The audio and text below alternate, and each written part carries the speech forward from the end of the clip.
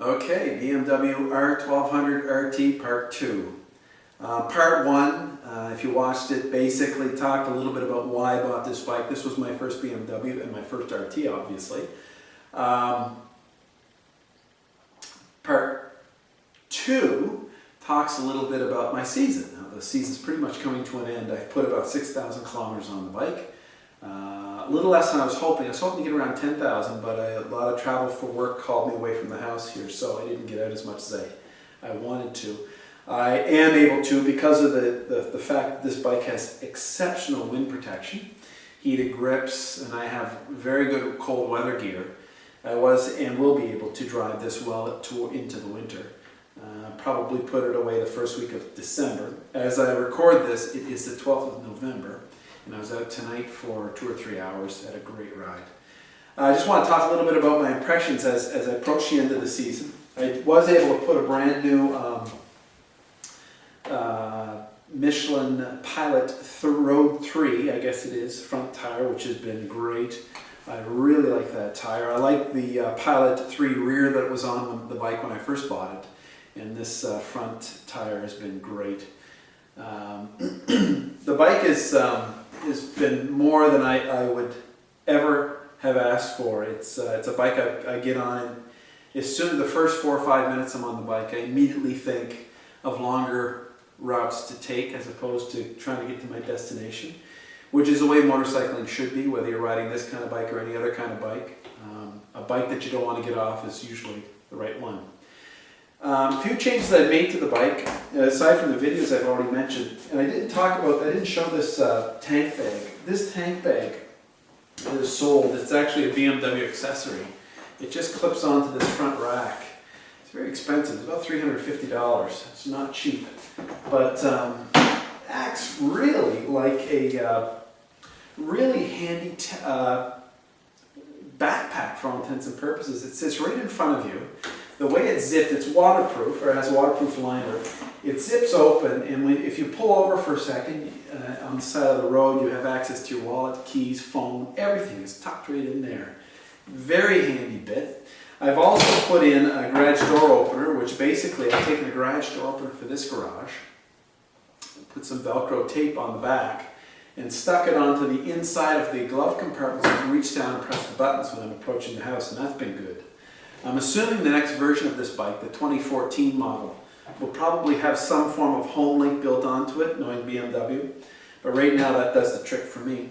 The other thing I've done, and I mentioned briefly about this in my last video, one thing I cannot tolerate for extended periods of time is wind noise.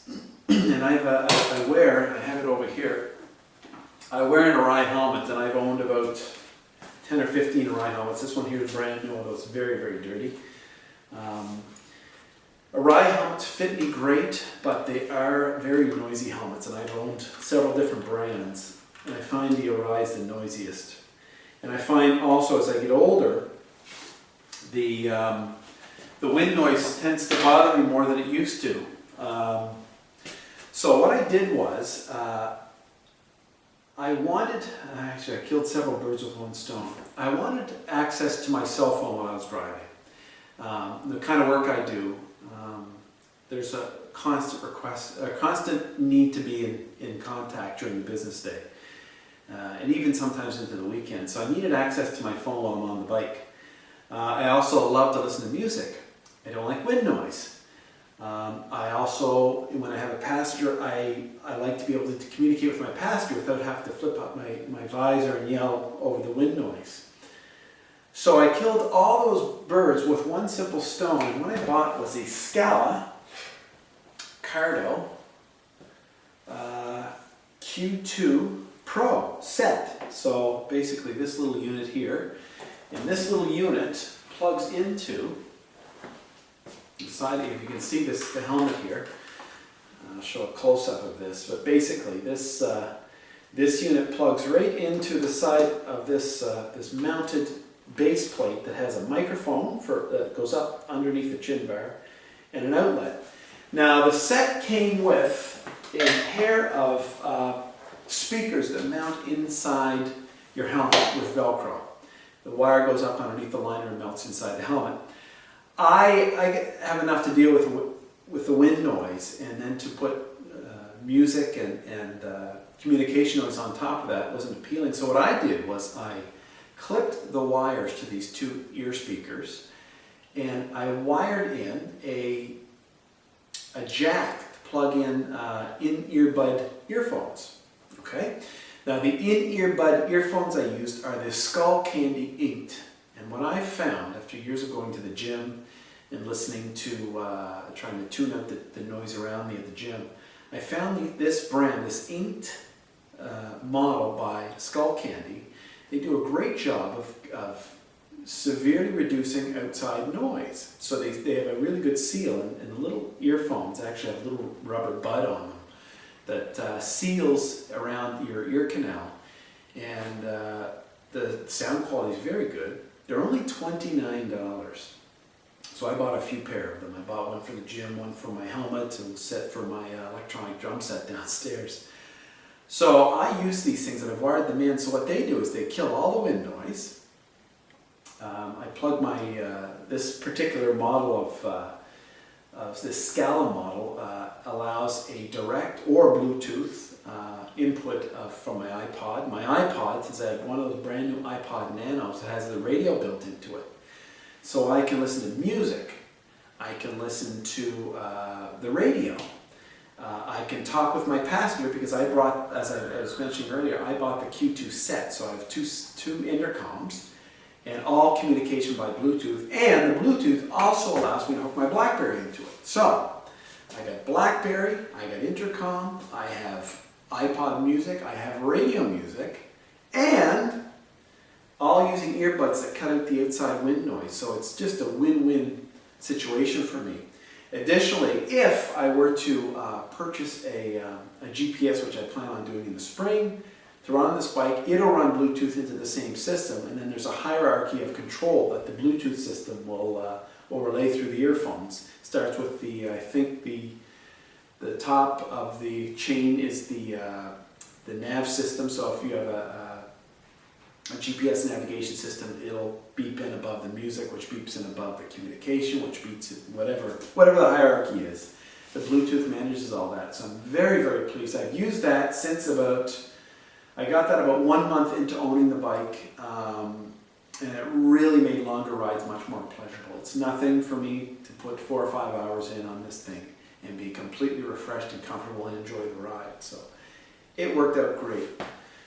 So I have no complaints about the bike. It's very, very dirty, as you can see. In the coming weeks I'll be putting it away for the winter. I'm not going to do a video on the work I do because there's countless videos out there to show you how to change the oil, how to stabilize the fuel. Although I will not be changing the oil, I'm going to stick pretty closely with the recommended mileage intervals on the servicing. At 20,000 kilometers, there's a major service on this, which I will do. And I don't think I'll video it, but I'll do it, which several belts, fluids, all sorts of things. And that'll probably be sometime early next summer. In the meanwhile, though, I will stabilize the fuel. I'll take the battery out. I'll put the battery in my heated basement in the workroom and trickle charge it over the winter time. And take this thing, clean it top to bottom. It's very, very dirty now. If you can see that in the video, it's got bugs all over the front of it. I'll tuck it over here in the corner. This garage will be heated all winter long while I work on this kit car over here. And it should be just fine. I'll check the tire pressure, the brakes, and clean it top to bottom so it'll be all sparkling for the spring. I'm very, very happy with this bike. It's everything that my FJR 1300 was and more. So I get a whole bunch more features and a whole bunch more characteristics about it that are much more appealing to me. Primarily the weight of it. Still, I cannot get over how light and responsive this bike is. And it doesn't look it. It looks incredibly huge and heavy until you get on it and start flicking it back and forth between your knees. But anyway, very, very pleased, and I can't recommend it enough. I'll do some rides, and if you follow my blog, there'll be some photo collages of some of the rides I'll do next spring. So if you do have any specific questions, don't hesitate to send me an email or to comment on this video. Thanks a lot.